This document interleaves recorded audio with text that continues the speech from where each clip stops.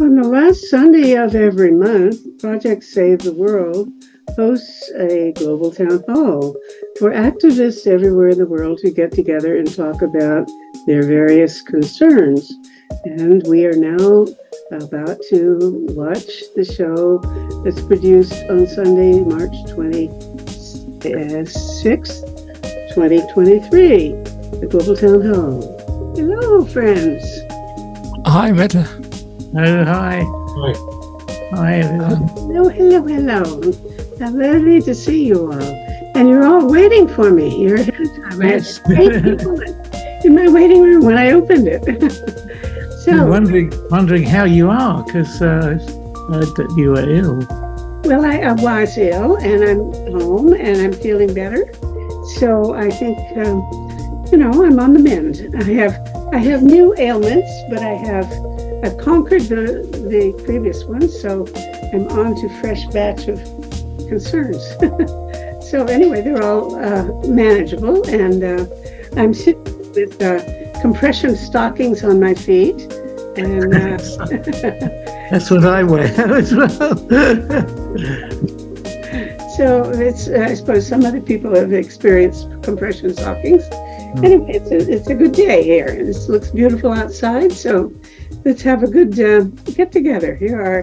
I see that Franz Weste and Peter Wadhams are with me, and both of them have been very engaged in a series of talks that I have been doing with the Canadian Pugwash group, where we're inviting Pugwashians to listen in on conversations about a series of 4 possible ways of addressing climate change. And both Peter and Franz have been working on ways of getting. I think you're especially concerned about the methane in the Arctic and around the world, because methane emissions are so bad that we've had several conversations already about the idea. And Franz has a way of spraying not only iron, but there are other kinds of aerosols that I think can be sprayed. And maybe we'll get to talking a little bit about that, but there'll be a complete whole show about that one day soon. So, and the beauty of working with Peter Wadhams is not only Peter is so cooperative and helpful, I can call on him to any time, seems to be ready to do things. Yeah. He's the leading expert on the Arctic sea ice and on the problems that we have to deal with about the methane in the Arctic. Now, we have a newcomer here, Alistair Ferrugia. I have not met, so why don't we start with a few people who are newcomers. And Alistair, tell us who you are and how you happen to find us. So, hi. I'm in Malta, in the Mediterranean. I've been a member of different NGOs. Where are you, Alistair? In Malta, in the Mediterranean, a small island. In the Mediterranean. And what is it you're saying you're concerned most about? Well, personally, I guess climate change and social justice. Well, look, if you have something you'd like to share with us, you can do it now, or you can chime in later as you prefer. But nothing on the activism side, really. I help out with some NGO, other than just administration work. Okay. Well, we'll be glad to hear more as you come in. Now, a couple of other newcomers. Lida Raptis, tell us about what's on your mind. Of course, my interest in the peace movement is like just about everybody else this time, is mainly about Ukraine, but also the environment and also just about everything I have read about or in this. I'll put my name in. It's Catherine Winkler. Hi, how are you? Hello, Catherine. It's good to see you again, Catherine. Yes. Good to see you. And where's Glenn Anderson? Glenn, let's turn your microphone on. Yeah, I'm near Olympia, Washington, 60 miles south of Seattle, and I keep working on peace, social justice, human rights, climate, everything else. And I put in the chat a link to my March TV program, which anybody anywhere can watch online. I make the connections between nuclear weapons in the context of overall U.S. foreign policy, how we got stuck in this stupid, suicidal, cruel path, and how to get unstuck. So it's a 1-hour TV program, and then you can either watch the video or read the transcript, which I've fleshed out with some additional information. But anyway, there's smart insights there. We need to not feel overwhelmed and powerless. We need to empower ourselves and solve the problems. And part of that means getting the big money out of politics. The weapons manufacturers and other corrupting influences fund the campaigns for the people in Congress, and they're stuck in that corrupt path. I should say that I put the chat up after I've edited this show and put it online, which may take me a couple of days. I'm not sure. And then you can go to the website, tosavetheworld.ca, and check the talk shows, and you'll see the recording, the edited recording of our conversation here, and I'll put the chat up then so people can find you that way. I'm spending quite a bit of time watching and reading the debates that have been going on within Science for Peace on everybody's view, of all people's view on the Ukraine situation. And all I can say is there's an awful lot of language, and people are looking at, did they mean that or did they mean something else? And it's just not very clear at all. I fall back usually on the words of the song Universal Soldier. Universal Soldier. It's so simple. If we didn't have so much interest put into soldiering, we wouldn't be having the interest we have in war.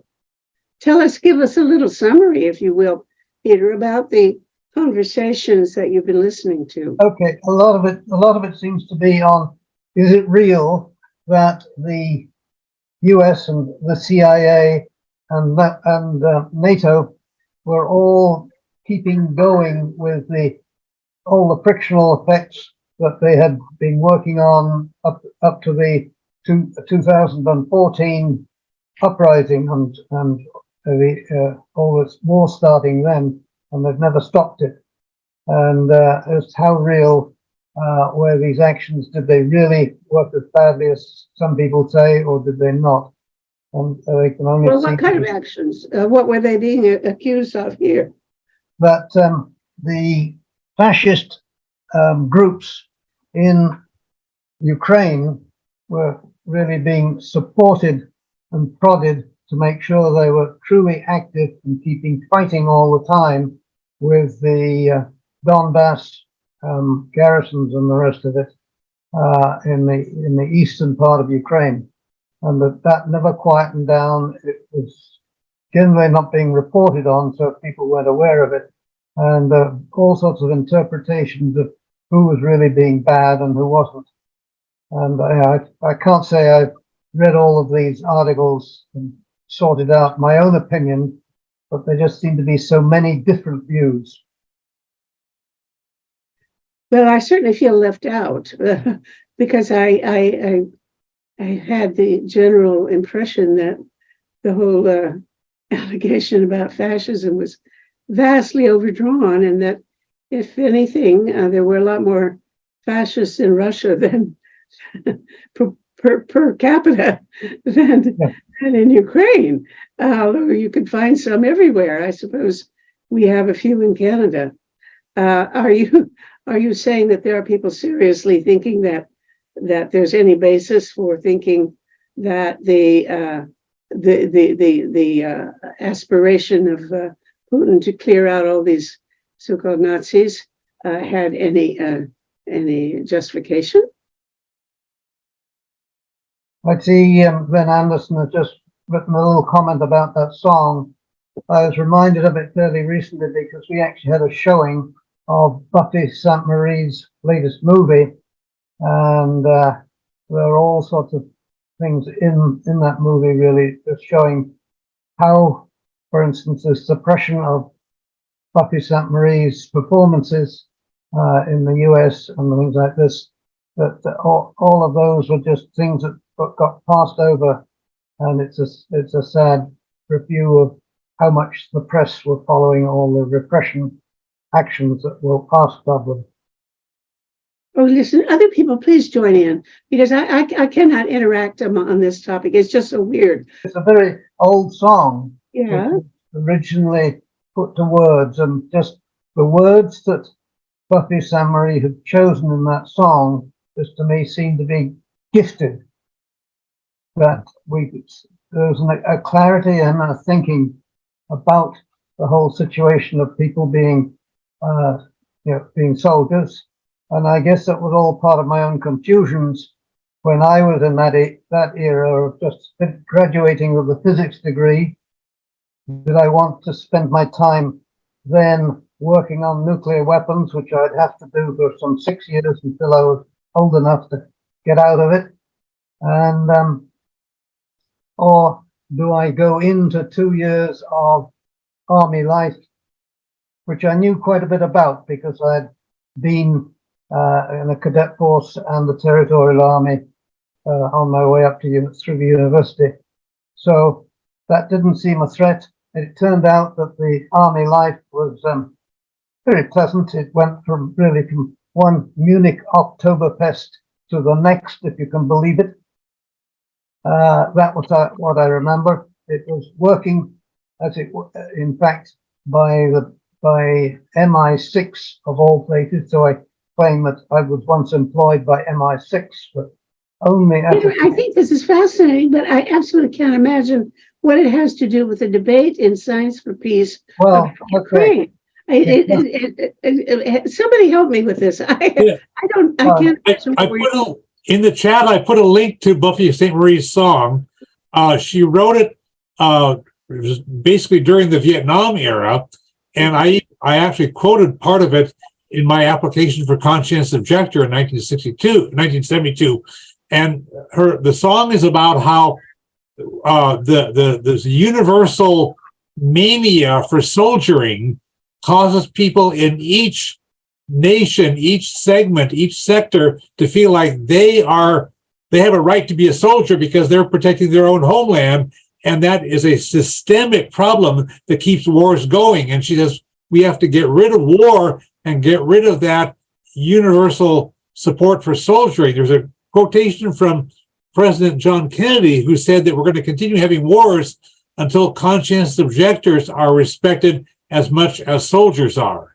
We need to break out of that soldiering mode and out of this mania for national defense that actually is not defense. It threatens to destroy us.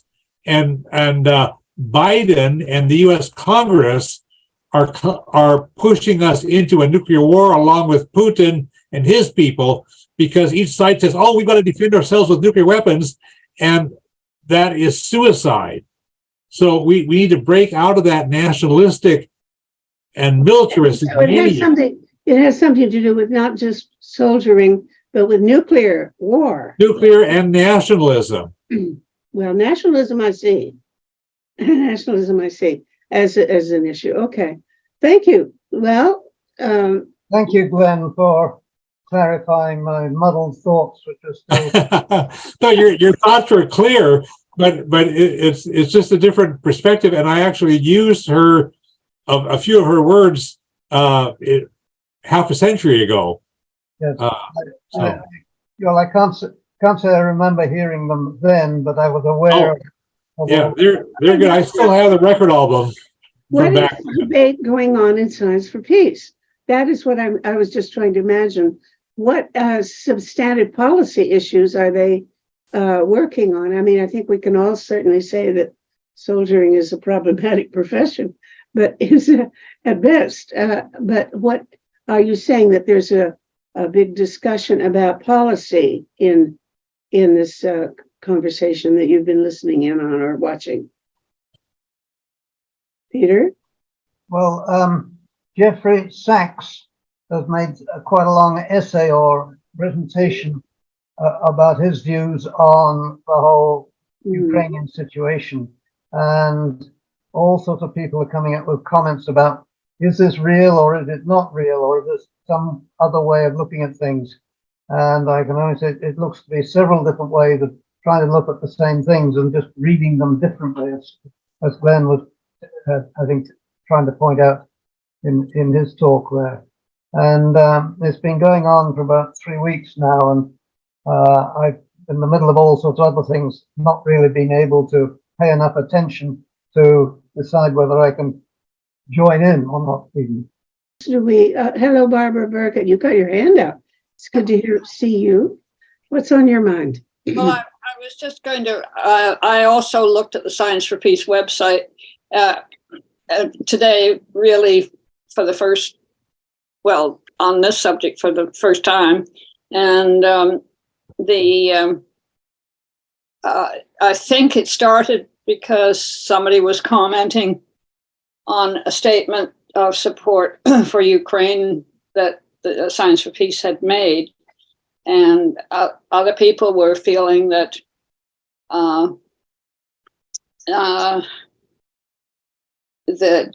NATO had as much or more to blame for their move eastward as Russia had for moving west.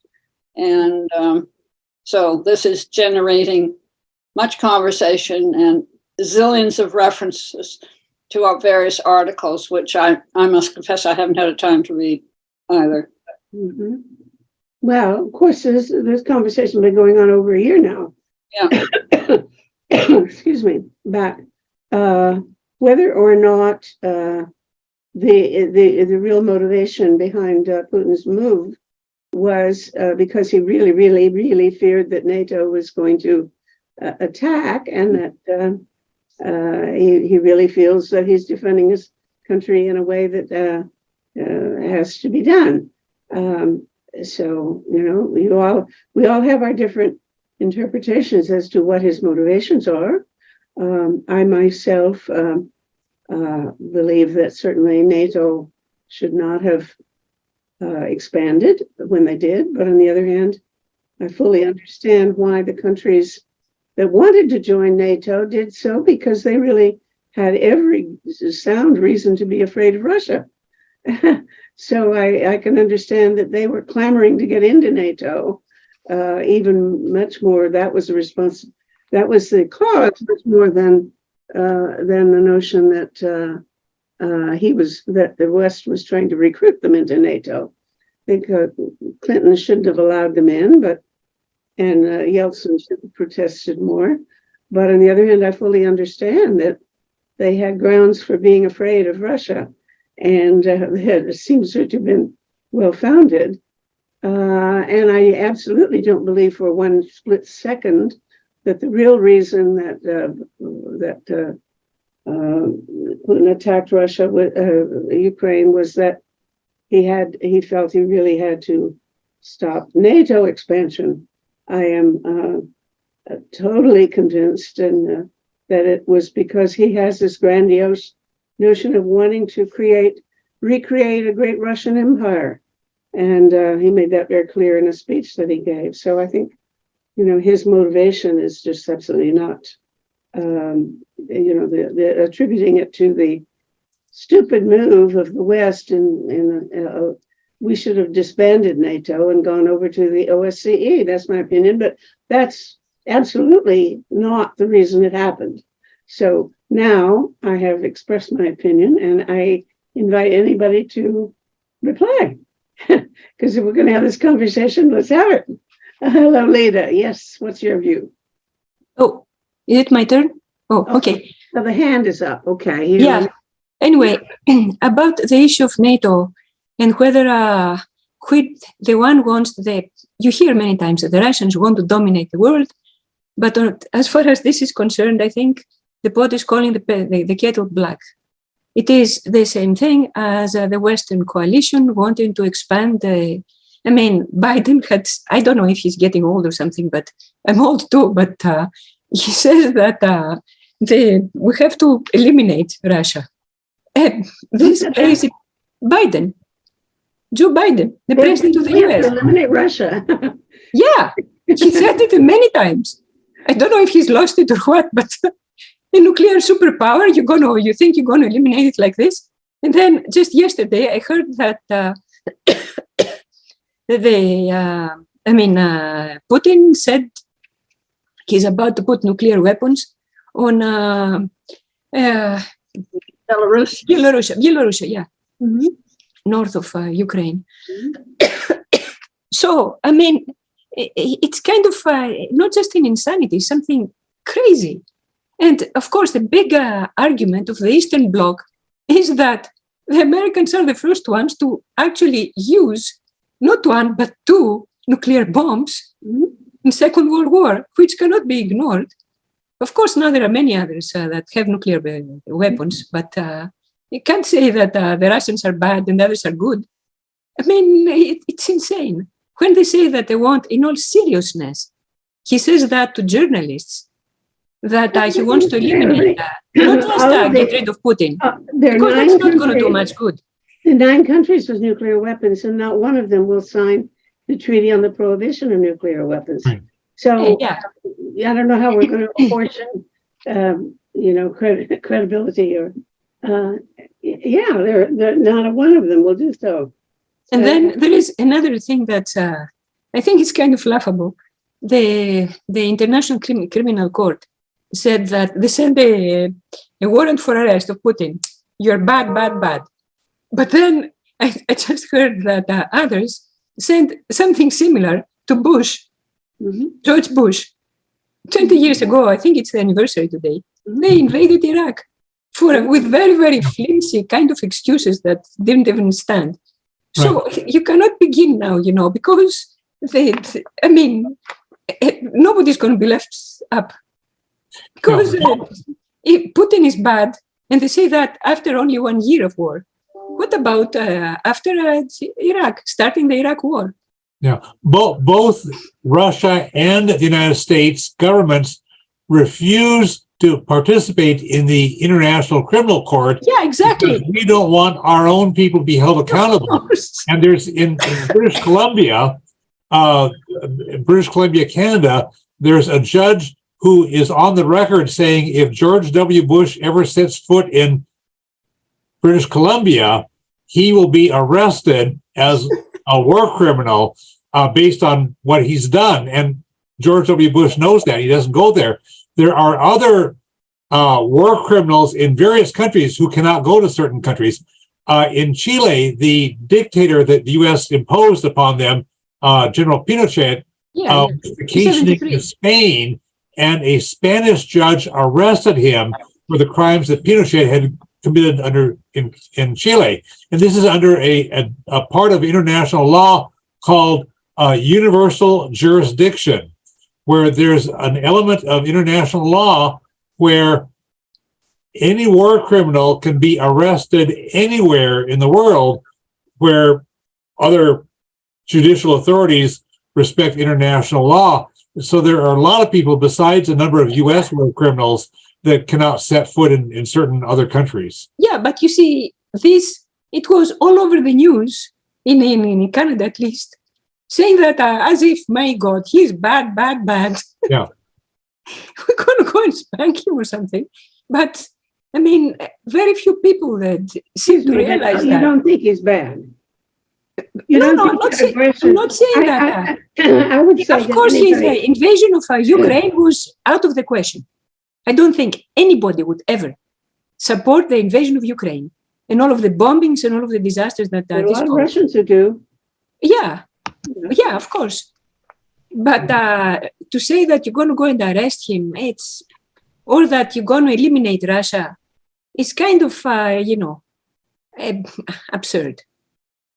And Russia as a country has existed. Well, when we say that the Russian Federation, as a country, Russia has existed since the times of Peter the Great and even before. And the Greeks showed them how to read and write. Of course. whatever else. You can't eliminate a quarter of the world's globe. Peter Waddens.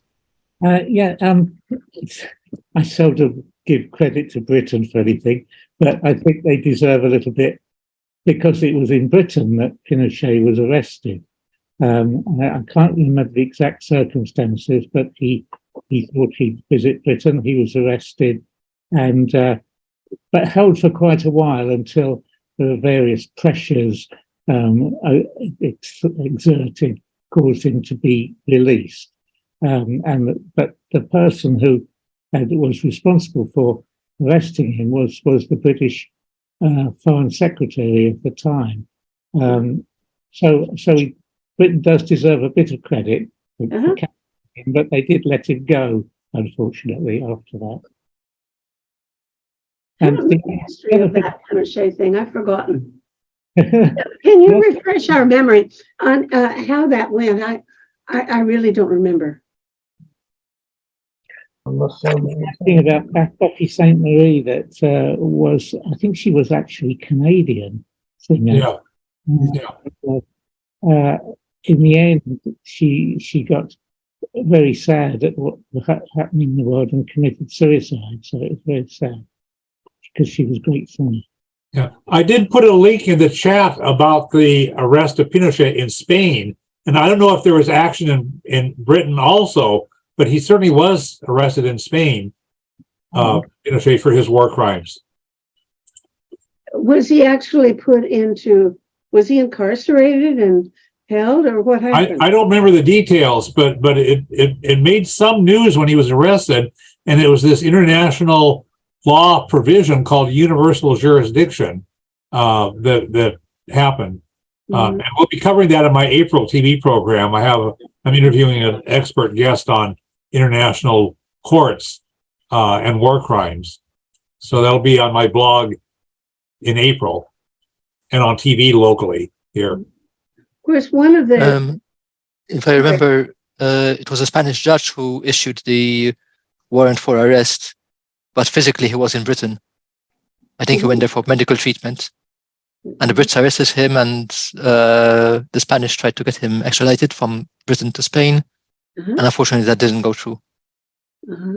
For medical reasons, they said, well, he was old, Well, did they release him, or what happened? Yes. They said he was too old, to be tried, or too old to fly to Spain. But it was okay to go back to fly back to Chile. And he went back home. Yes. Okay, well, that's interesting. I've forgotten that. Yes, I think we have Paul Beckwith joining us. Hello, Paul. Hi, you were just talking about Jer, were you? Well, we're talking about who's to blame for what. Of course, this is a kind of thing that starts with Ukraine, and then we go through ancient history until the cows come home. Anyway, nice to see you. And would you like to chime in on this, or would you want to? No, I'll just listen for a few minutes because I'm not. I just joined, so good. Okay. I don't know what to chime in on apart from well, somebody going home. Catherine, what's on your thoughts? Thank you. I just wanted to comment, and I want to apologize if my internet is unstable. I want to thank Lita for her comments, because I think, and I want to comment on what Glenn said. This has been a very organic conversation of very interesting, and what I see is kind of dispersing a lot of energy in the peace movement is the blame game and knowing who's right and who isn't right. We're kind of distracted from it, and we are not able to keep the historic perspective of the criminals who have assumed leadership in many different places. So I think that may be more of a focus of how we can support, for example, in one of your shows, you said the dissidents, the deserters, the mothers in Russia and in the Ukraine. So where can we place our energy? And this war will not end between Zelensky's decision. It will be between Biden and Putin. But I also want to refer to Glenn's comments. about the international court and international law and the need to support the UN in these actions. But Canada would never, ever arrest Bush. We don't have an independent foreign policy, let alone a feminist policy. And there would be nothing that we would take independently against a former warmonger in the US or a present warmonger. We're in their pockets. That's my comment. Thank you. Yeah, it's one judge in British Columbia who did that. Oh, I understood that. Not the whole Canadian government. No, I understood that. But that judge would not, well, whether he would or not, again, it's the I'm right and you're wrong. And that's not the route I wanted to take or think is useful. But more the point that we do not have any independence in terms of our actions or our, and I'm really interested in demilitarizing in Canada, and it seems to be problematic. Thank you. During the war in Iraq, did the International Criminal, well, I don't think it existed throughout that period, but did the World Court, the ICJ, ever reach the decision that the invasion of Iraq was a war crime? Clearly, the ICC has decided that Putin's action is a war crime. In fact, I think that's a whole different thing. That what the basis for their charging him is, I think, a flimsy one and not credible. But at any rate, I'm glad they charged him. But on the other hand, he is now officially a war criminal and this notion of your universal jurisdiction would apply to him. Would that have been the case factually during the Iraq War had, let's say, if George W. Bush went to Vancouver or someplace and somebody arrested him? Is there really any legal basis in international law for that? And I think that's a factual question and not a matter of whether we like the man or agreed with his values. Does anybody know the answer to that? To my knowledge, they never, I don't think the ICJ ever reached a judgment. But even the ICJ had reached a judgment early in the war against Ukraine when they told Putin to stop right now and don't move another inch into Ukraine, go away while we check this out. And of course, he ignored that. So that clearly is a violation of an international law that should have been obeyed, and that I suppose might have been enough to have made that a determination that he was a war criminal. But it's a factual question and I don't have an answer to. Okay. Anybody else on this? I'm Well, sure we missed our chance. We missed our chance in Ottawa because Biden was here for the last couple of days, so we could have arrested him and until they turned in Bush, right? He could have been a proxy, anyway. Yeah, I don't think Bush has to worry about visiting Canada. Like, I don't think nothing would ever be done for a U.S. president. I mean, it's hard enough to get charges against Trump, as we're seeing, right? Although that may still come soon. But anyway, I'm just listening. I'm fascinated. I don't really. If you talk about climate, I can chime in. I want everybody to know Paul Beckwith now because it's so nice that you're with us. And Paul is based in Ottawa, and he knows more about the climate than just about anybody in Canada, I think, and maybe quite literally. And he makes wonderful videos, like once a week or so. How many thousand videos have you made over the years, Paul? I don't know. I don't really count them, but probably several thousand, I guess. Yeah, I thought so. Makes me tired just to think about it, Yeah, and he's pretty good at explaining if you don't know things like what are atmospheric rivers or all these other things. He can bring you up to date. So I recommend that you watch his shows now and then because it's really valuable. And he's been with Peter Wadhams and with friends on shows that I have done, and we'll be doing another one. So I'll say, well, why don't you tell us what we should be paying the most attention to? Because I believe this is the week when we had another report from the IPCC.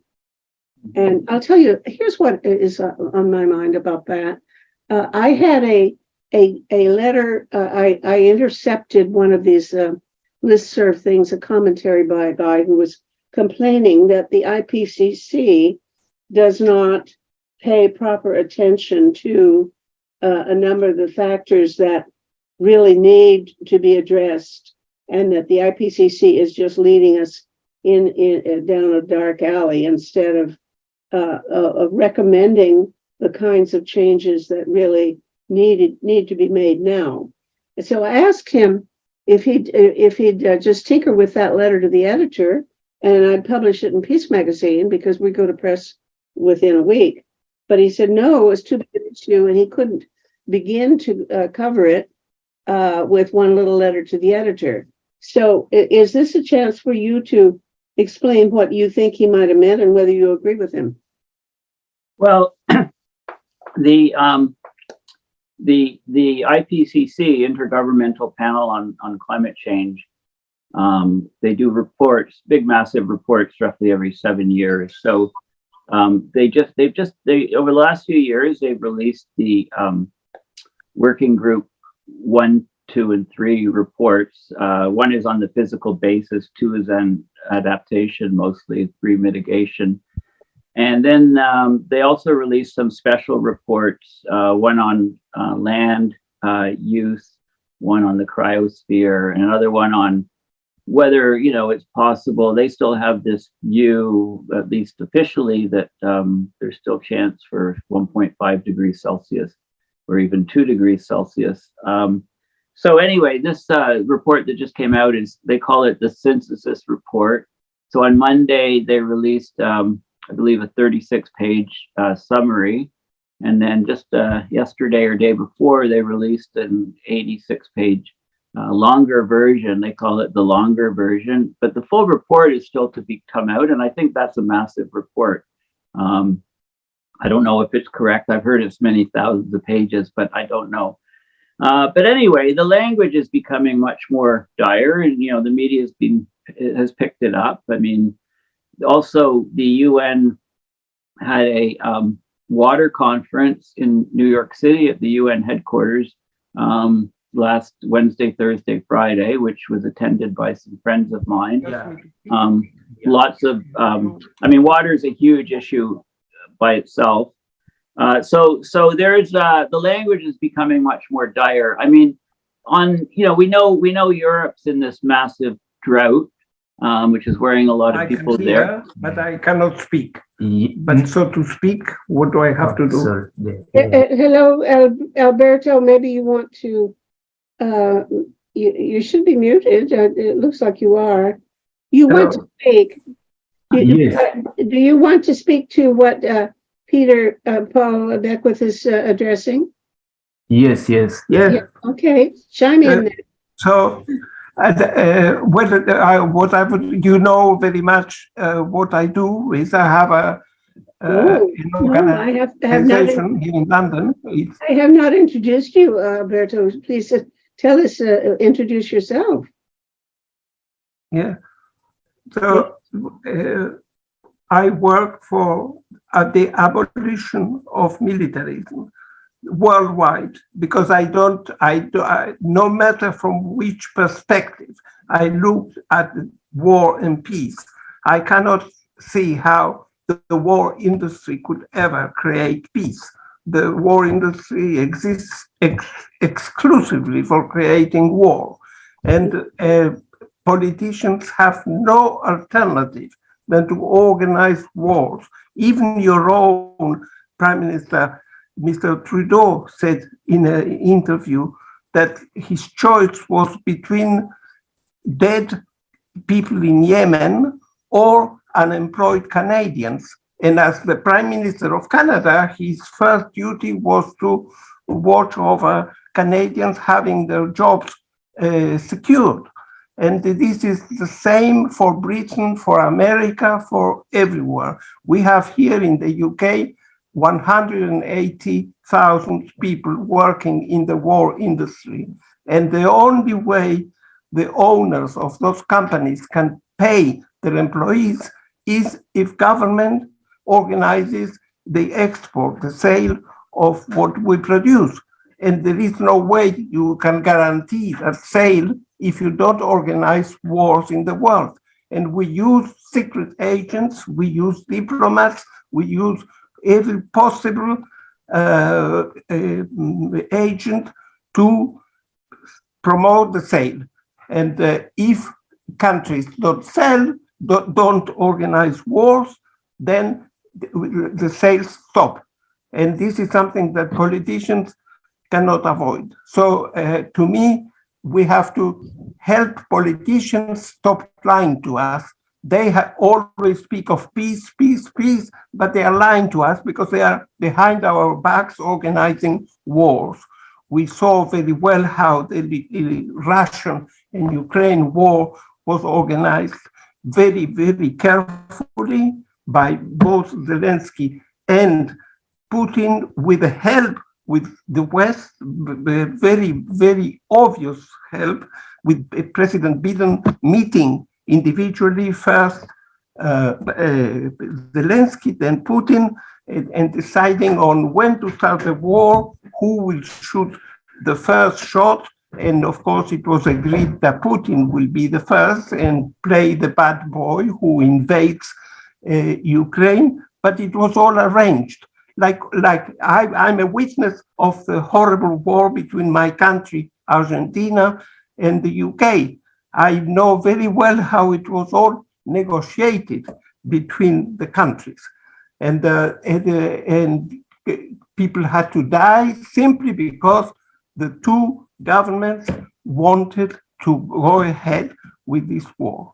And so to me... Yes, but sir, how are you going to defend people from being bombed?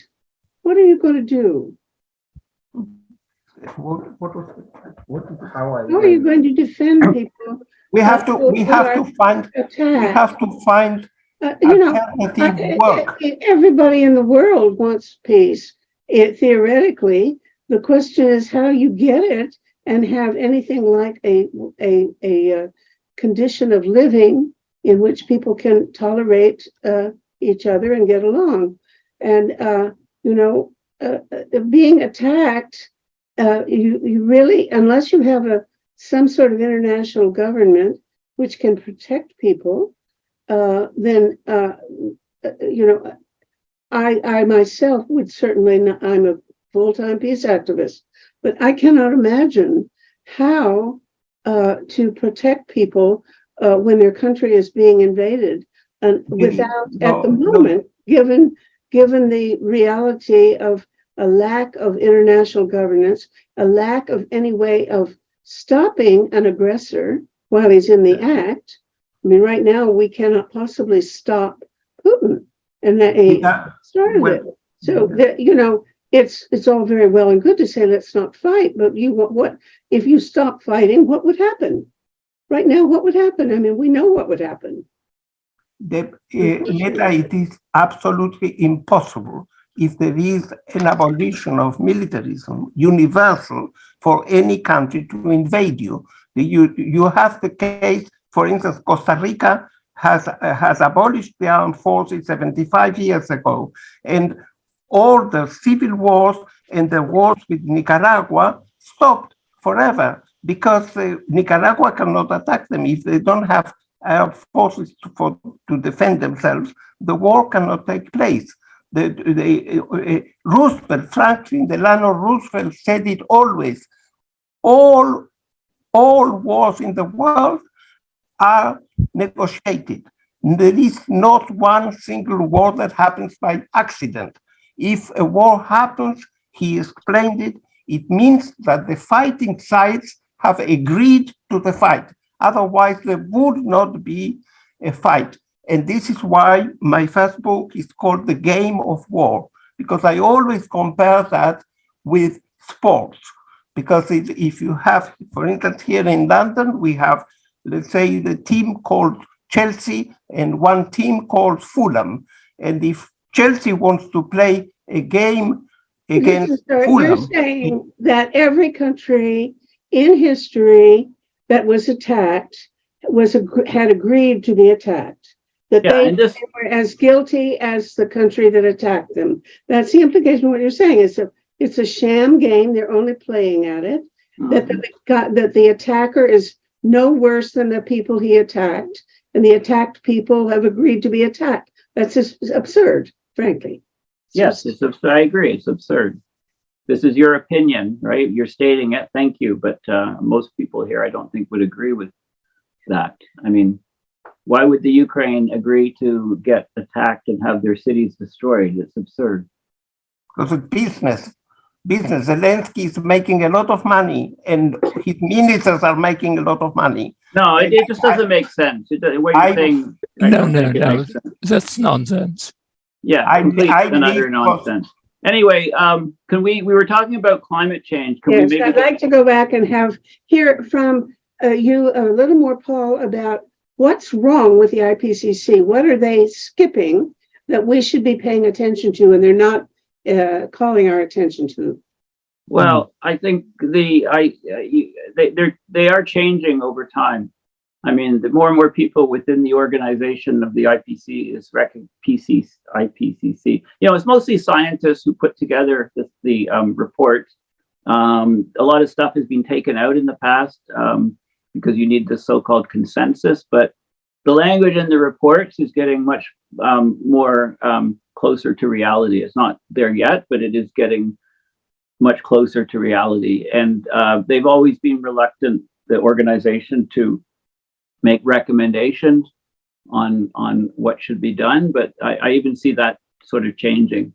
So the latest long version of the report, the 86 pages, there's lots of, there's good information there on renewables, new types of battery technologies, et cetera, et cetera. But I mean, the fundamental root of the problem is that our society is still completely addicted to oil, and you know, we just haven't been able to get rid of that addiction. And there's very good reason why we're addicted to oil, of course. I mean, why are we so hooked on oil? Because the energy content of a barrel of oil is huge compared to the energy output that a person can do in a day's work. You know, manual labor. It's a huge.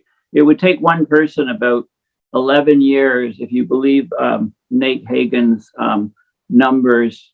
He wrote a report on the superorganism recently, which is very good sort of assessment. And you know, he's arguing that one person working a day's work, manual labor, would take 11 years to match the energy output of one barrel of oil.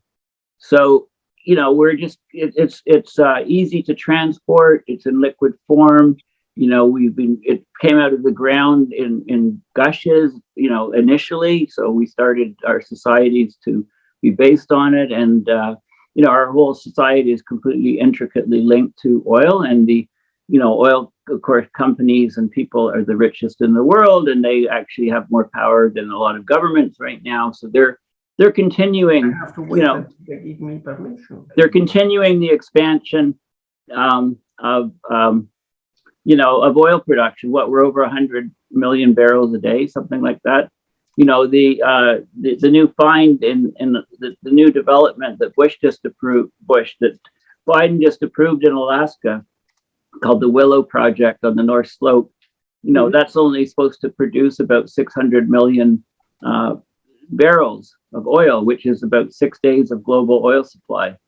You know, if those numbers all add up. So this is it is very difficult to get rid of oil. So the oil companies kind of deflected things, saying, well, it's the consumers the problem. You know, each individual needs to change their light bulbs and do this and that, trying to avoid any responsibility. But you know, it's coming to a crunch. I mean, we're heading to a global food shortage, I think. Clearly, global water shortage, fresh water shortage. The UN conference on water said that we'll have a 40% deficit of fresh water in the next 7 years.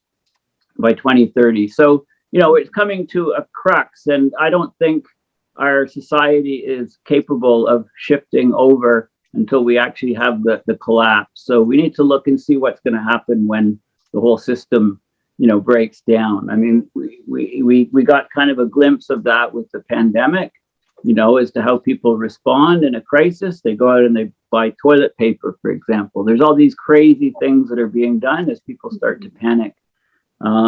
So the only thing we can do, in my opinion, for climate is, you know, we have to, I mean, what I like to see, I always say the same thing.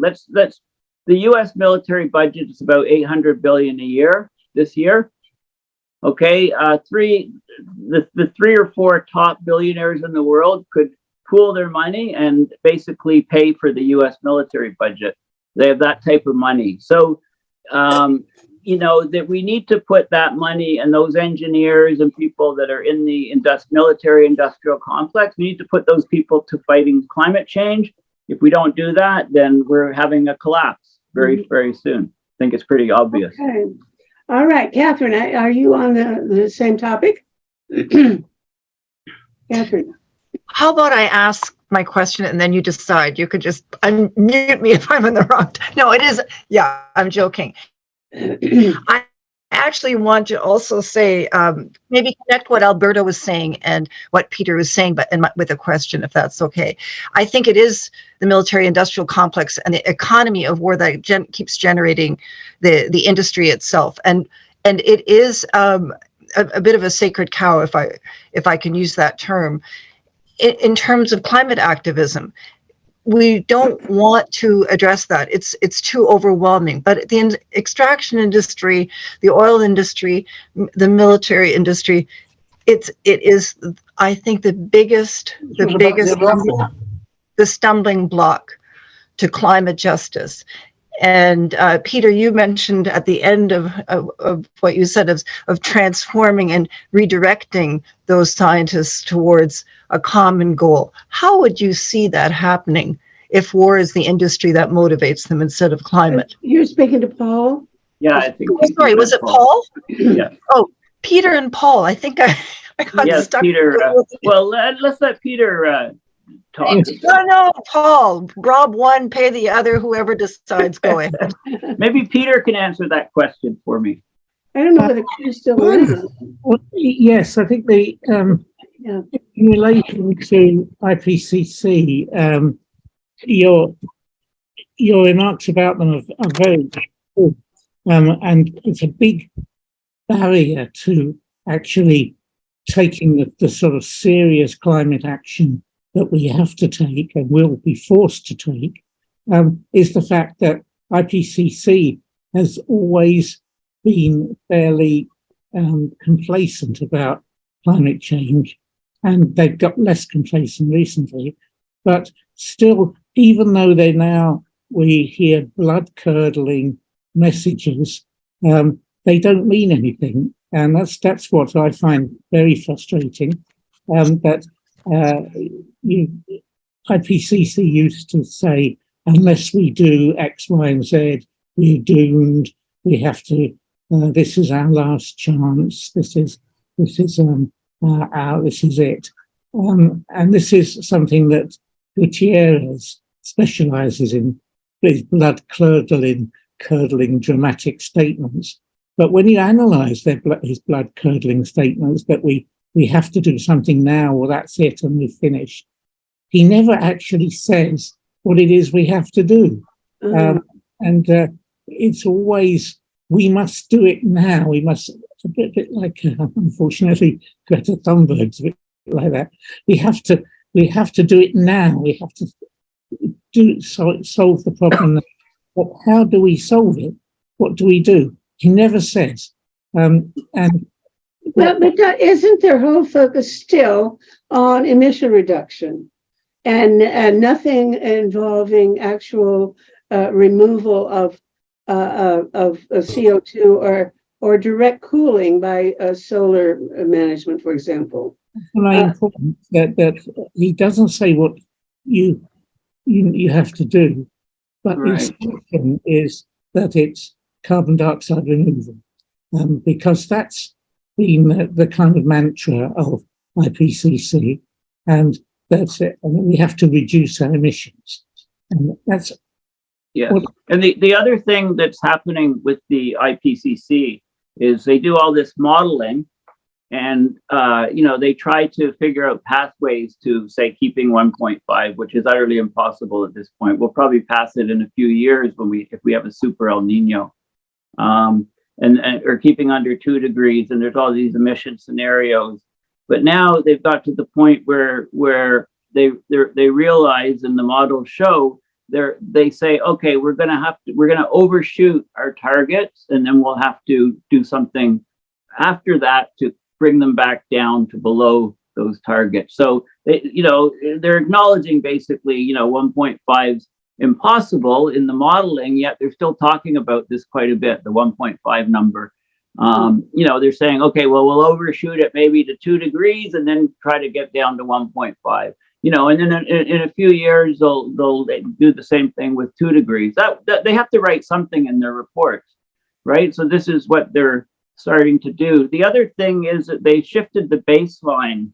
And this is a very crucial point, which a lot of people overlook, is when the first number of 1.5 and 2 degrees was mentioned by the IPCC and in the report, it was relative to the baseline they called pre-industrial.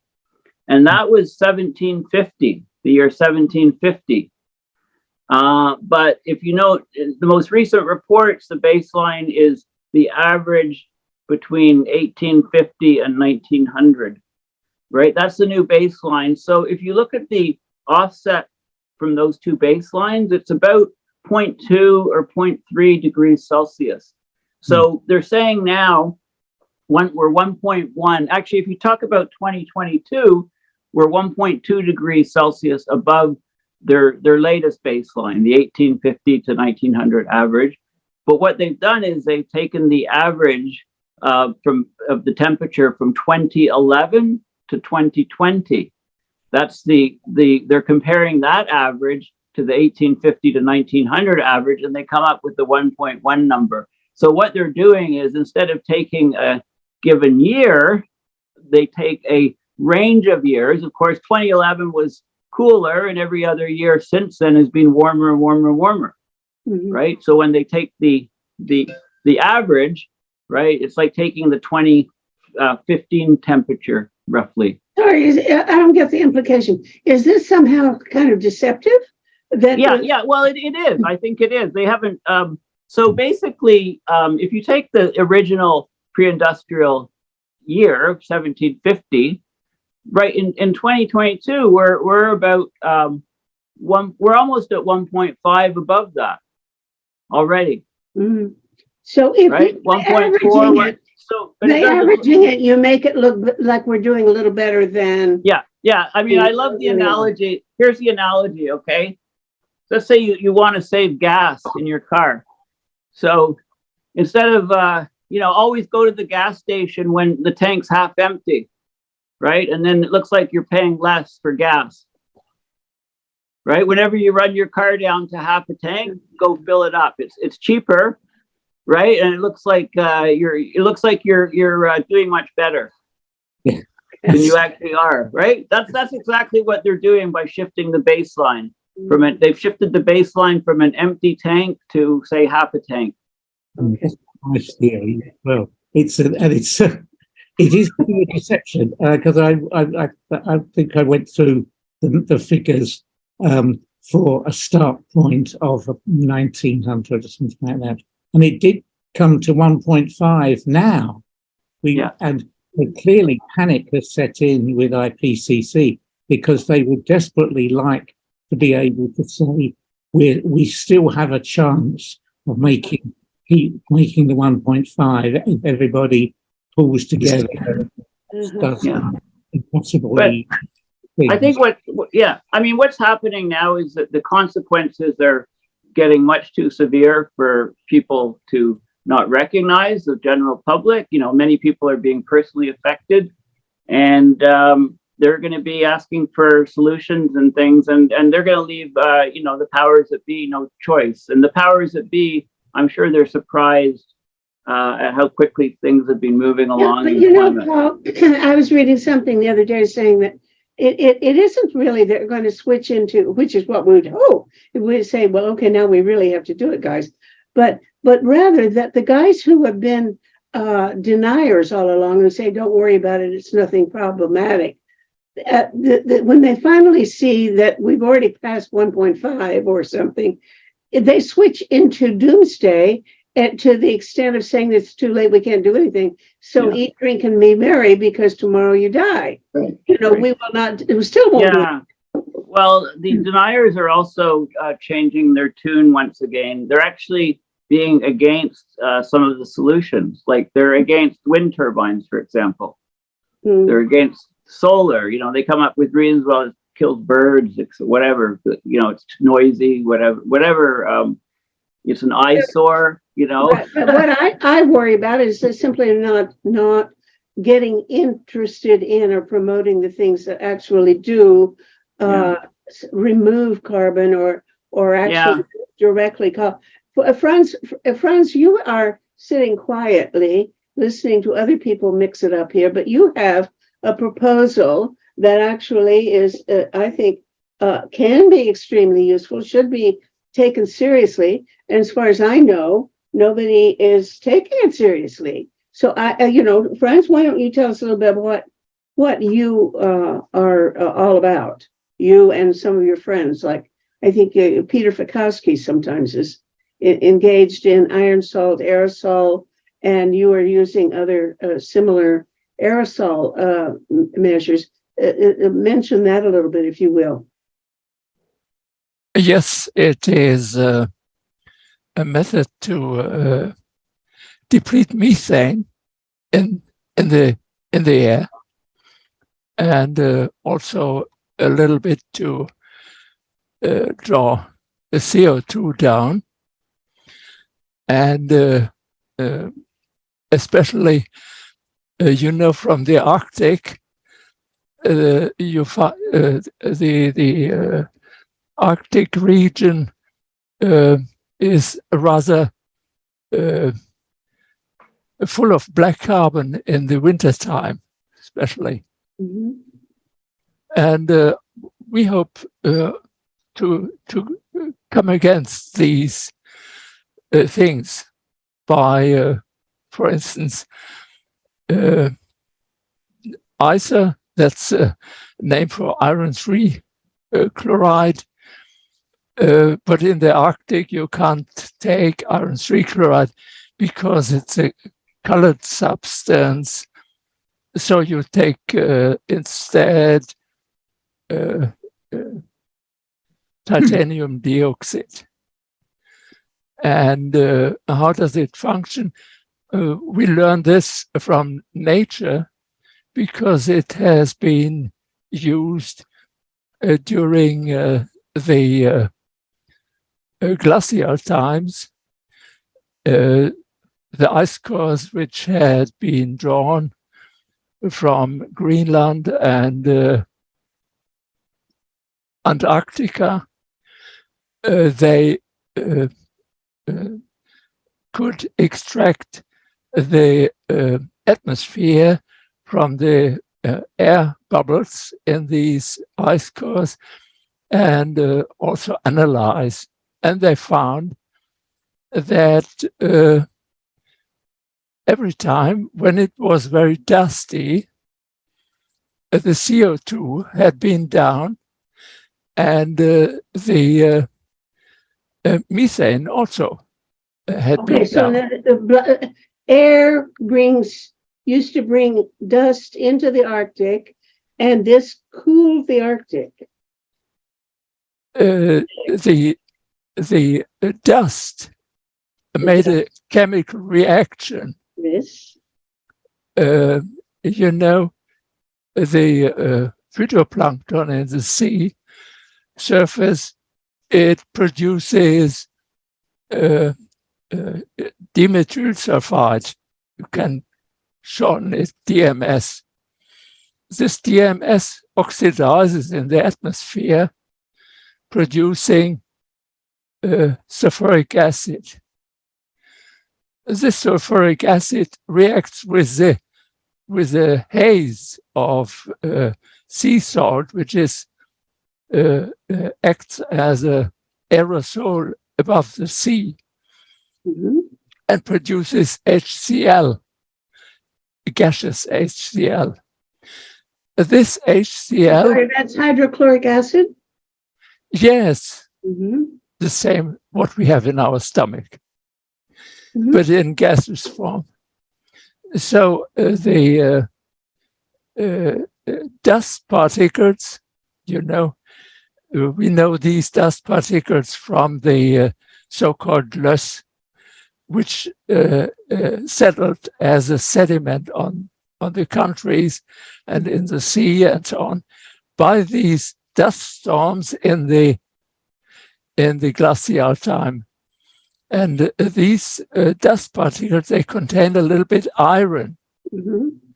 Therefore, they have a brown or a yellow color. And this iron reacts with the HCl, with the with this acid I talked just about, and it produces iron 3 chloride. And this iron 3 chloride has a sensibility to sunshine. Mm-hmm. When sun shines, the iron 3 goes into iron 2. Well, I don't And think anybody is much more adept at understanding the chemistry than I am, but I think I understand what the logic is.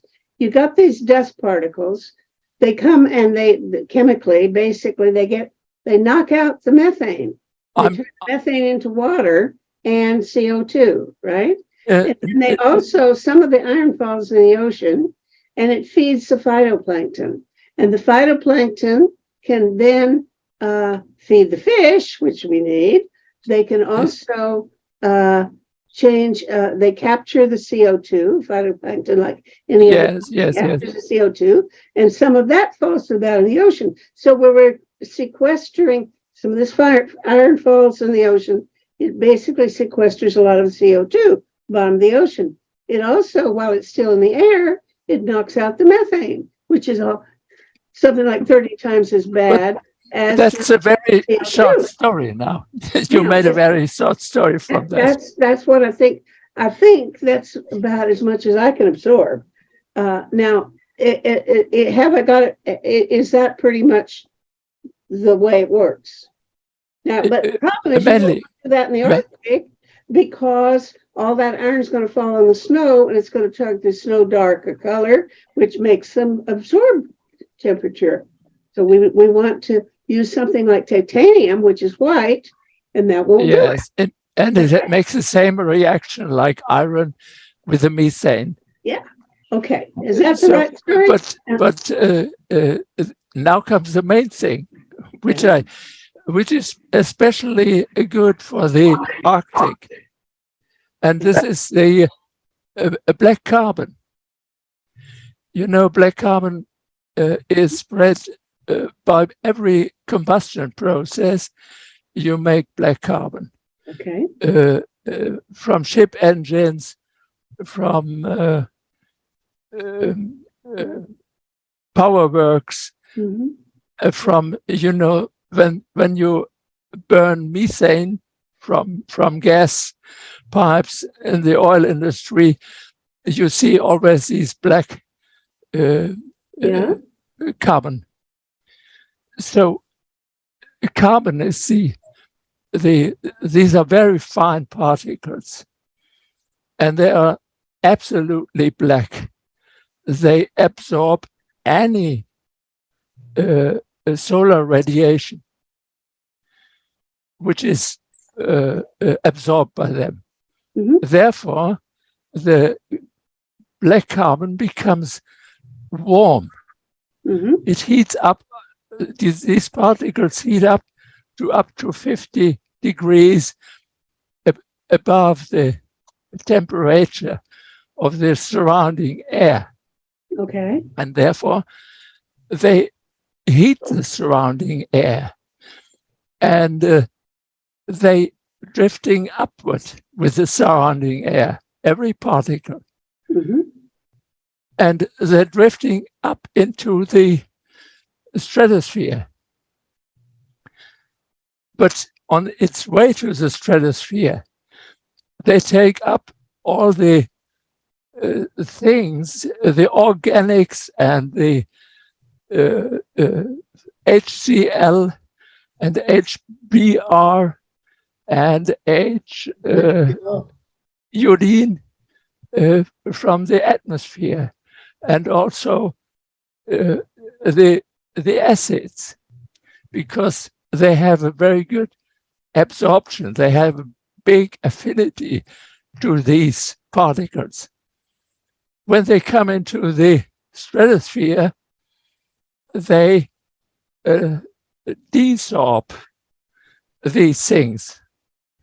And the halogens, chlorine, bromine, and jodine, they are very aggressive against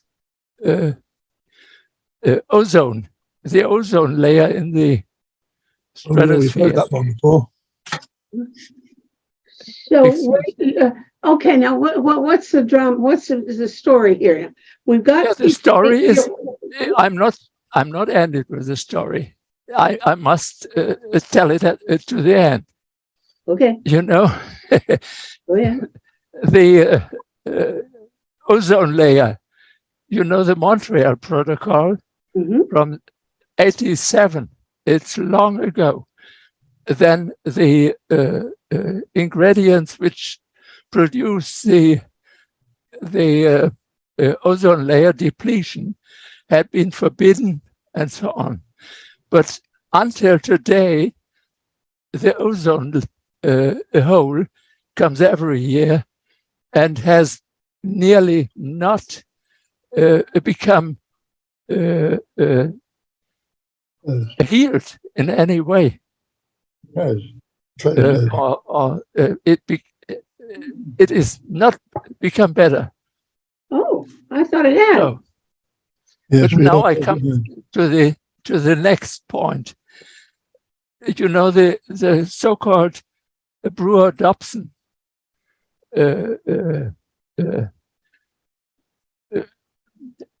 movement of the air through the stratosphere. It comes up at the equator Mhm. and goes down at the pole.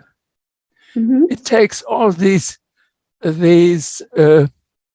carbon, this black carbon, brings it to the Arctic, which it gathers on its way. And in the Arctic, this air goes down. And especially in the winter time, in the Arctic, it is dark. Yeah. And the black carbon has no anymore any updraft from sunshine. Yeah. So it goes down, and you know, especially in winter time, the Arctic haze contains much more black carbon than in summertime. Okay. It's well known. So, and it colors the snow of Greenland and of the other ice and snow surfaces grayish. And so even in summertime, this makes, how do you call it? The Albedo? Are we the talking about the albedo effect? I look for the word. Well, do you know what his The word he wants? maybe Paul Bob? Beckwith can help me. Well, I think The black back- carbon, which deposits in the snow in the winter, of course, that- some of it's covered up with snowfall, but in the summer, as the surface it is melting thaws back, and so on. it's much grayer and higher. Yes. Like it's a darker surface, so it increases the melt rates of the ice Yes, in the because summertime. because Lowers the reflectance. Yeah. because the reflectance is and soot heats also on the snow surface from the sun. Yes. That's Now, let me the see if problem. I see what you're driving at. So Yeah, what black carbon is bad for the ozone, but Yeah, now we're saying and that, is it a now major comes- factor? and now comes warming? our receipt to stop this when we put our TOA or ISA aerosol into the air, Titanium. titanium or iron, both. It does both. They react with the surface of the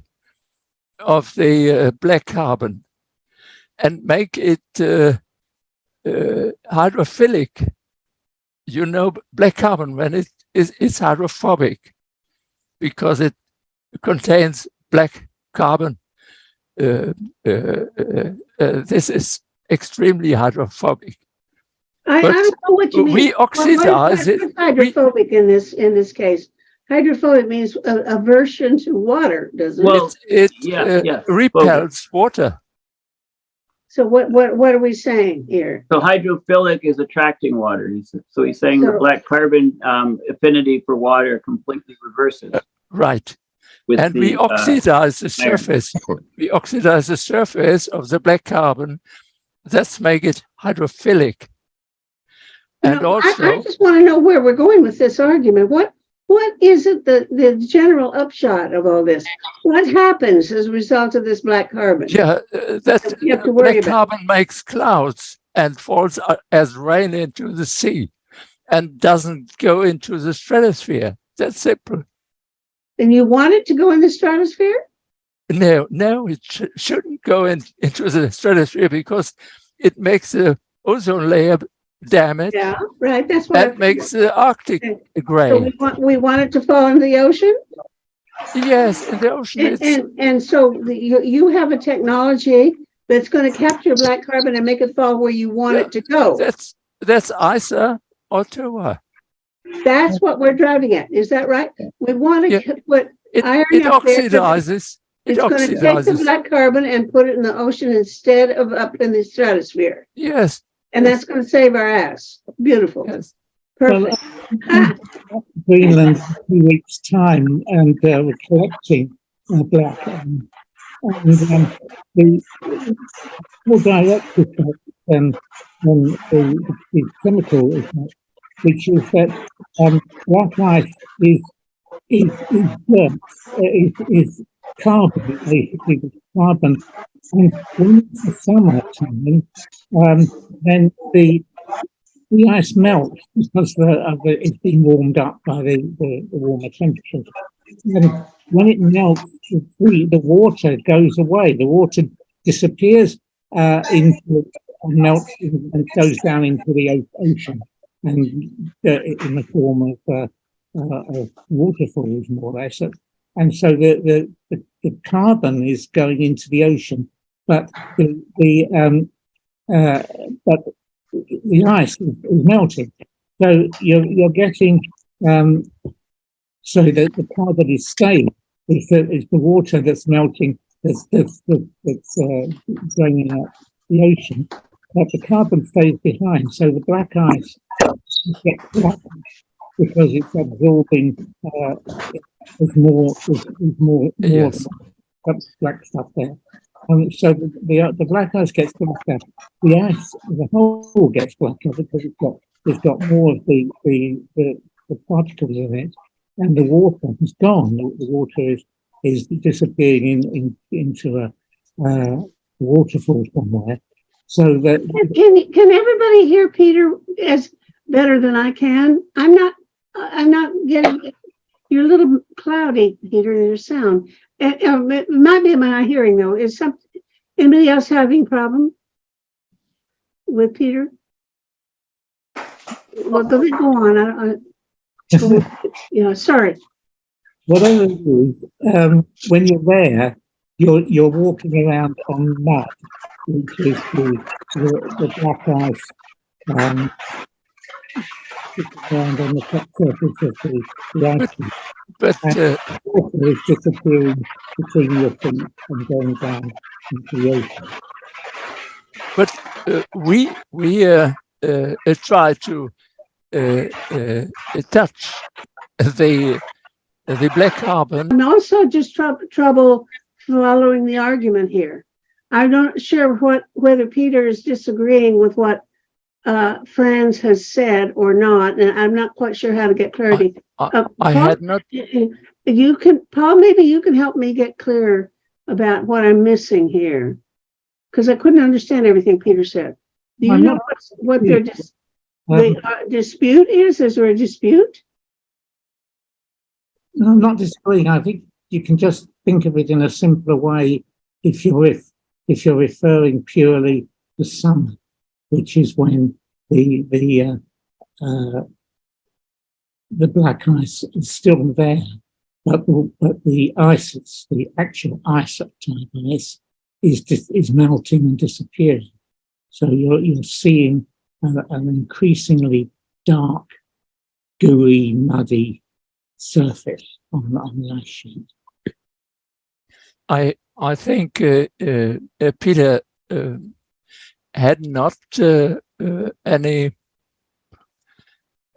problems with my explanation. Okay, it's all my fault, but I want to make sure everybody can follow this. And when I can't follow something, it often means somebody else has trouble too. So I want to make sure that does everybody kind of follow what we've been discussing here and understand what Franz has. I think is everybody sees that Franz is onto something important that can be very helpful, that I think has not been as widely recognized as a potential intervention to help reduce climate change. But I kind of like to make it as clear as possible what that amounts to and why it would work. Peter, you think that it would work, that his method is something worth thinking about and implementing? The experiments that they've done all look very good, and I think that's giving a mechanism that's valid for how these processes go on. So the thing I was mentioning was simply, in summer, it's more simple. Paul, do you have anything to say about this? And we'll move on to yeah, no, I agree. Am I muted? I agree with this. I mean, we know, we know that the aerosols are a huge part of switching the climate from between the ice age, from colder periods to warmer periods. It's a huge impact because as it gets colder and dries out, you get more aerosols, etc. Right? So the aerosol concentrations in the air do change significantly naturally. So we're just trying to use that effect to mitigate climate change a bit. So yeah, I mean, it's a very promising idea. Just like all these other things, it needs some funding, it needs some trials, some deployment in some areas, and try it, and then because it is something that can scale up quite easily, I think, and it's not super expensive. I hope we can put on a show in the next couple of weeks, focusing on some of these concerns. I guess we better move on. Yeah, I mean, can't you get some billionaires on the show, Meta, and then we can just yeah, I would be very glad. Yeah. Yeah, I hope to, but I don't know any. If you have any billionaires, let me know. I'll reach out to them. Well, now we have a whole bunch of other newcomers here, and some that I recognize from a long time ago, but I see Rose, I see Richard Denton, I see Bill Lycum, I see Dr. James Thring, whom I have not met before. So let me say hello to Dr. Thring. Oh, and also Charles Tauber, who's a regular Dr. Thring, tell us a bit about yourself and what your interests are. I joined mainly because I thought the discussion was going to be about war and how to stop it. But, I'm interested in climate change as well, but unfortunately I have the opposite view to most of your participants. I think it's another hoax because it was tried in the 70s by the Bilderberg Group in a different context. They published a book called what was it called? Limits to Growth. Oh. It turned out that was based on rather false information, and it was also connected with the Middle East and the control of the oil supplies. It was really a plot, I believe. So what was this book? What was the argument of the book? Well, that's the book Cake by Club of Rome, right? Yes. 1972. The argument was that we're running out of all of our resources. The reason why they were wrong is because of the Green Revolution, which increased food yields. They thought we were going to run out of food as quickly as anything else. You know, minerals, any raw materials. Yeah, that was part of it, but the essential thing was driven by pollution caused by burning fossil fuels. But the graphs and the data and the modeling were all disproved as being rather simplistic and not based on any sound data. And I think it's not very different now. Anyway, that's one thing I'm interested in. I'm more concerned really about the wars in Europe fostered by American military establishment and its lobbyists in Congress and so on. I was hoping you'd be addressing that. Okay, so my question is, Putin invaded. He started the war. He took over Crimea in 2014. How come everybody's blaming the U.S. for what Putin has done? Well, Putin is actually responding to American moves of NATO towards the Russian border. Yeah, that's what he says. That's what Putin is saying, right? Oh, yes. Well, it's all around Russia. Yeah. The point is that the Americans were funding that change from the status quo to joining Europe, joining NATO, and becoming a, inverted commas, independent state. Now, what was happening as a result of that was from about 2010 onwards, the neo-Nazis, well, no, there were neo-Nazis in the Ukraine, began to feel much more emboldened about attacking the Russian speakers in the Donbass. And those attacks have been little reported in the mainstream, what I call orchestrated media. We've seen them on the social media, as it were, and that is what goaded Putin to come in and try and protect them from those groups. That's why he went in, and that's why he called it a special operation. It wasn't meant to be an attack on the whole country, and it wasn't meant to be a war.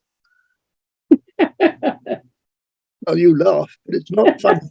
Well, he went. I mean, he very quickly attacked the capital, right? He didn't. He was going to attack the capital, but he backed off. Now you have to get your facts straight here. You're really laughing because you're filled up with the stuff from the mainstream media. Okay, so let's ask. Let's kind of switch a bit. So how do you think this war is going to end? Oh, golly, I think Putin is going to run out of soldiers, and it'll just peter out. No, Putin has offered to stop the war if the other side, Zelensky, would be prepared to not join NATO and not attack the Russian speakers in the Donbass. They won't agree to that. They refuse to they put it in their constitution now, and they refuse to take it out. That's the solution. So in effect, Zelensky is prosecuting the war on behalf of the Americans because they want that kind of activity going on all around Russia. It's not just in Ukraine. It's been Well, friends, do we want to pursue this? Well, we all have very different opinions. yeah. I mean, Well, some of the opinions here, they should actually contact Putin and Russia and try to get some funding to propagate their opinions more, right?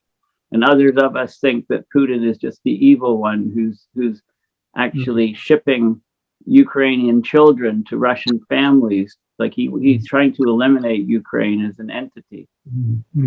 well, let me give you another. He's the one that went into Crimea in 2014 or whatever because they want a nice warm place for Russian oligarchs to go for vacations, etc. Yeah, but if you know your history, the Crimea has been Russian for hundreds of years, so he was only trying to get it back.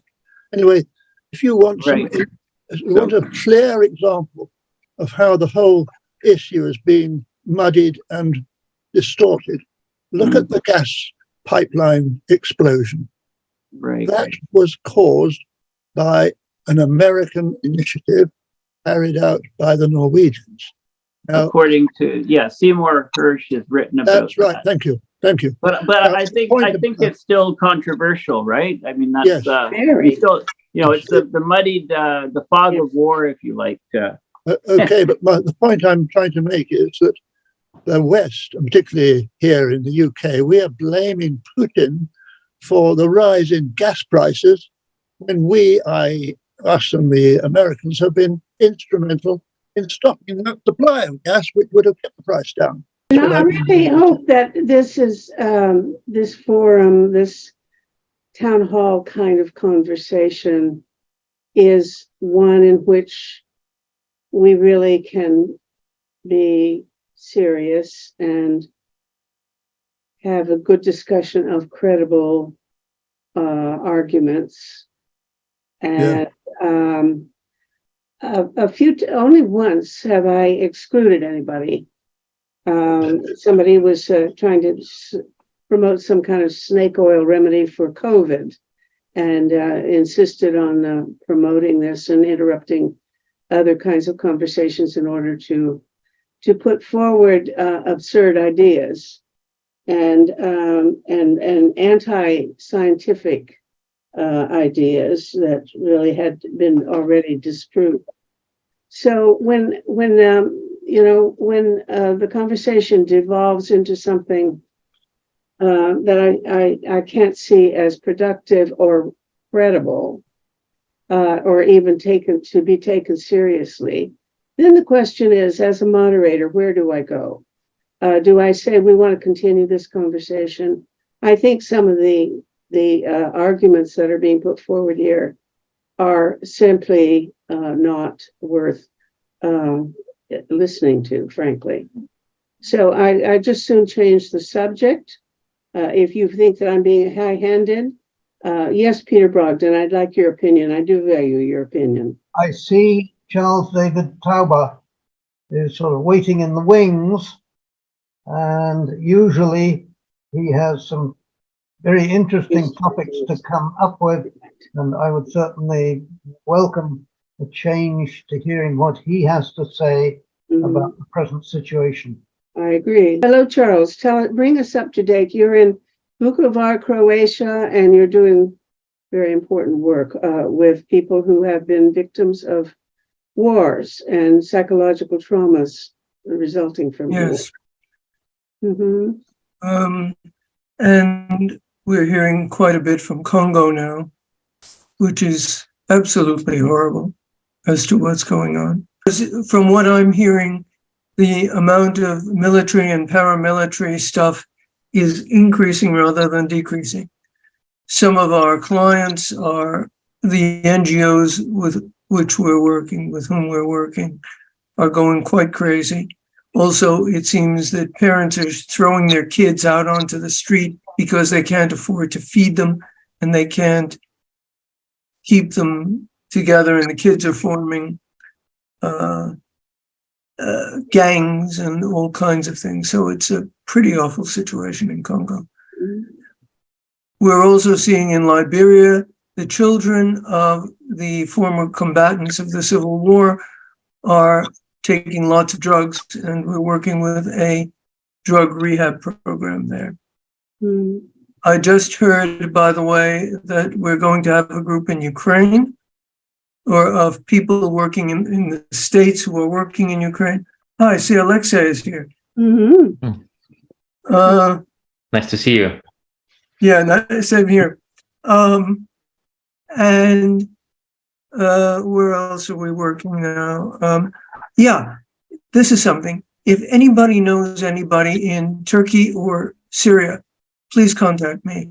I'm just about to send a note out to people I know because I would love to do some work with those people, do training of trainers. I think it's vital because I don't think there's any capacity whatsoever. And yeah, we're kind of going crazy also here because, as I've said before, here, 30 years after the end of the wars here in the in the Western Balkans, when I go into the restaurants in the evening, people are getting drunk and not getting treatment. They're only getting lots and lots of drugs, and they're solving nothing. And it's going to blow up. Sooner or later, it's got to blow up here. And I've been here since '95, so I think I know a little bit about what I'm talking about.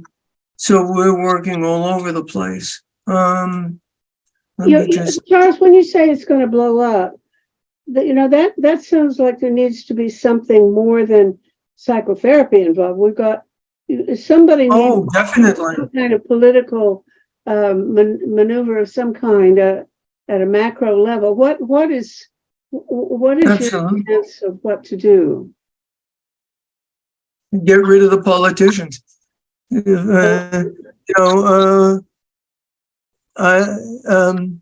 was the line from the guy in the Frenchman in the 70s?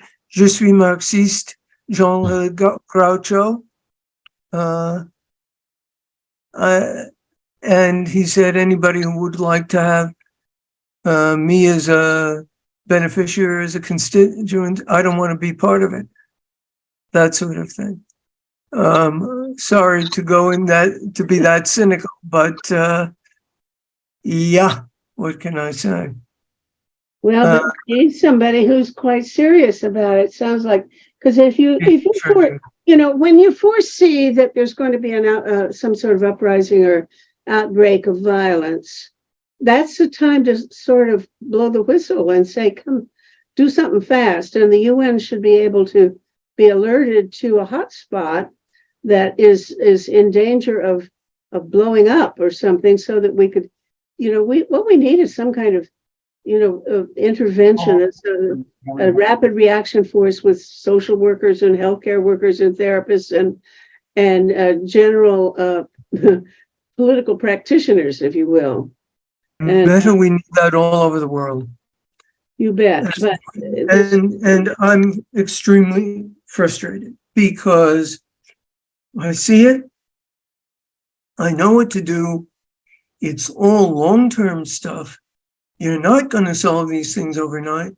But I don't know how, and I've said this here before, I don't know how many times people have said to me, you're the first person who's actually listened to me. You're the first person who's let me work things out. What we're doing is we're creating spaces. Every week we have in, I think, about 15 or 20 places, something like that. We're just online, and we say, okay, come, and the first line of every session is, okay, what's happened since we last met, and what do you want to talk about tonight? And the pressure comes off, and they solve the problems for many times themselves. And we give the benefit of our experience over the course of many. Well, I've been doing Charles, this since. excuse me, but you're talking about the distress of individuals about some painful memory or something. I hate to say it, but there's the transmission. And this Oh, I goes know, but into the political process. the problem is some political one right now where you've got to have some decision made. I mean, you know, clearly what's going on, for example, in France is a political decision. They're having a big fight about what age people should retire at. And so that is a thing that you can't solve by therapy. That's a political decision. But what I hear you saying is that there's going to be violence in Croatia, and that it has some current political issue, right? Or not? Both. Both. It's not a simple issue of one or the other. One of the reasons that this is happening is that people are so upset because of the war, of the Second World War and of the wars of the 90s, and that they are extremely tense. They are getting drunk every night. They are fighting. There is domestic violence. There is intercommunal violence. And a lot of this is caused by the leftovers of the trauma. Not the leftovers, because the trauma is still existing in their heads. And it's never been solved. Yeah. Tito never went at this.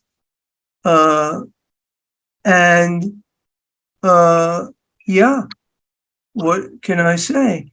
If you solved a lot of the traumas, you would solve a lot of the political problems. If you empowered the people to take control of their own lives, then they would, then a lot of this political stuff could be solved. I believe that. I know the people here.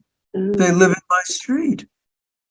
Or Well, that's the whole, you know, we should have that conversation sometime. But, you know, we only have 10 minutes left. I know. So we should have this. It's a long discussion. Sure, This it is is. Let's come back to it. Absolutely.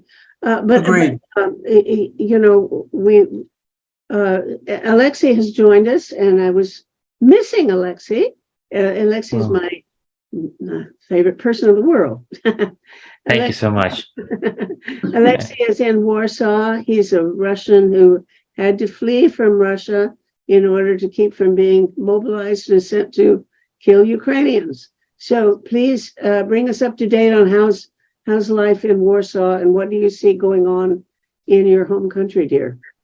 Well, I'm sorry for having joined so late. I had to work until some 20 minutes ago. You have a new job? Yeah, I'm helping a Polish man to run a hotel.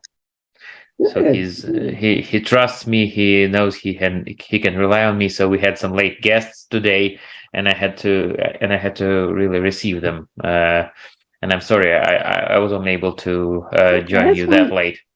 Bring us up to date. What's the story? What's happening?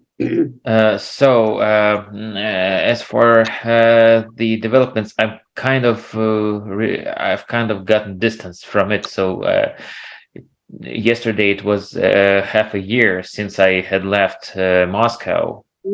So, and I'm kind of my reminiscences, my impressions have gotten a bit dim. But from what I read, from the news that I get from conversations with my friends, I'm getting more and more optimistic. Oh, and my bet is that during this spring, astronomical spring, so between the end of March and the end of June, we'll see some change. Definitely, the tide will change. That's my strong feeling. Oh, tell us. Because the situation on the front is getting more and more in favor of Ukraine. So it means that Ukraine will liberate its territory. The attempt of Putin to court Xi Jinping, the leader of China, has not been successful. Obviously, you could tell. And this means that he doesn't.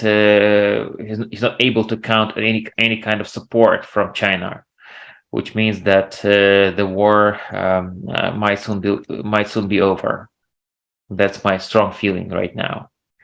I think April, May, or June will show us some good surprises. I'm optimistic about that. We can meet at the town hall in late June, and okay, if I'm wrong, I'll get my beating. Okay, what kind of scenario do you imagine? Because I can't imagine Putin saying, "Okay, I messed up, guys. The war's over. Everybody can come home and behave." And I don't think that's the way it's going to end. What will happen instead? Last night I was listening to a conversation between one oligarch and one show business person, and they used expressions far from literary expressions about Putin. Both are loyal, like they make the appearance of most loyal persons in the world, but you could recognize their voices, and they were using the worst of words about Putin, which kind of shows that the elite is just fed up with that. And I think that I'm expecting kind of a stalemate on the front, a Russian retreat probably, and on that backdrop, there will be a certain coup d'état. I think so. That's my take. Okay, who's gonna do it? Who's gonna be? I would think if there's gonna be a coup d'état, it'd be somebody like Prigozhin taking over. There may be a guy named Patrushev. He's also a former KGB guy. His son is kind of viewed as an heir apparent to the throne, a kind of successor to Putin. But Putin is lingering with designating a successor, which makes kind of the father and the son kind of angry at Putin. I never heard of this name before. Patrushev, tell us more. Patrushev. Because really he's the only guy who can do this, who can make a coup d'état, and I doubt if he can really continue Putin's line. He will. I think he will negotiate. He will negotiate peace. He will not be able to stabilize the very imbalanced, very fragile situation in the country. I'm positive he will not be able to stay in power for a long time. It will be like, I see it will be like a mess for a while. What's his role now? Because, well, how come I never heard of him? He's kind of head of the Security Council of Russia. It's like a figure. It's more or less a figurehead.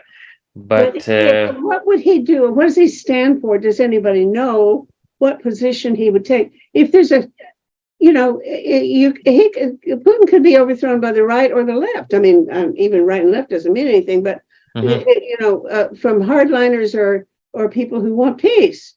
And I don't know which way it would go. Who's this bloke anyhow?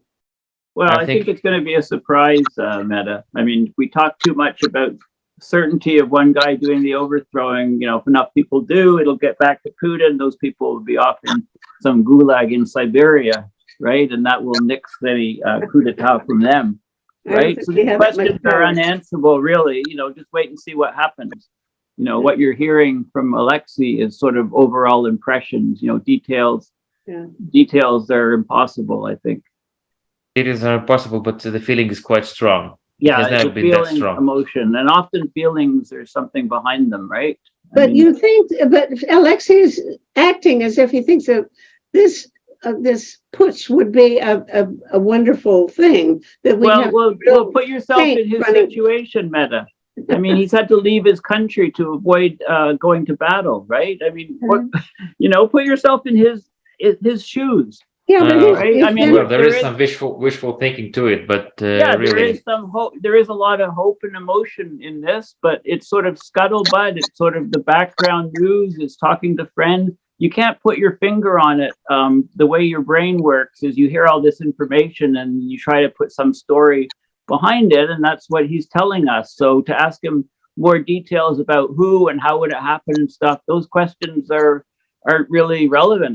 I don't think. I think whether Patrushev is a good guy or a bad guy is very relevant, very interesting. Yeah, but we Here's just a don't suggestion. know. Here's a suggestion, if I can put it forward. Can we have a sweepstake? Okay, good idea. Yeah. No, we're all Okay. hopeful something happens as well from, in the West, right? So, Okay, it's just that I'm taking heart from Alexei's optimistic point of view, because he has not always been optimistic sounding. In fact, I think this is the first time I've heard you say anything so upbeat about what you expect to have happen. And so I'm delighted to hear some kind of, Can I say something? Because Meta? Europe Yeah. has not been freezing. This stake was just overthrown.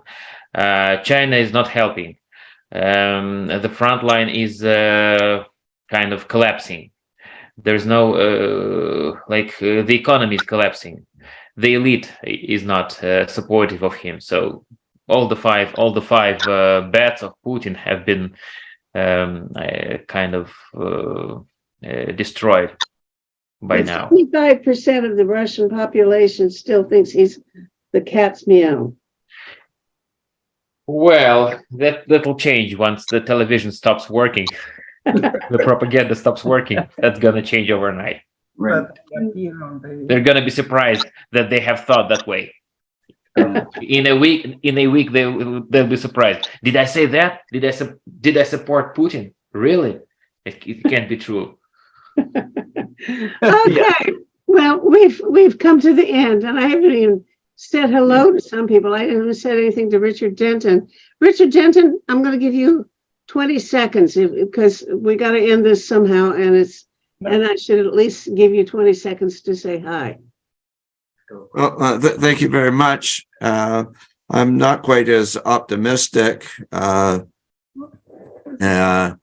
Alexei. I still think that there's a risk now with Putin saying that he's putting nuclear weapons in Belarus.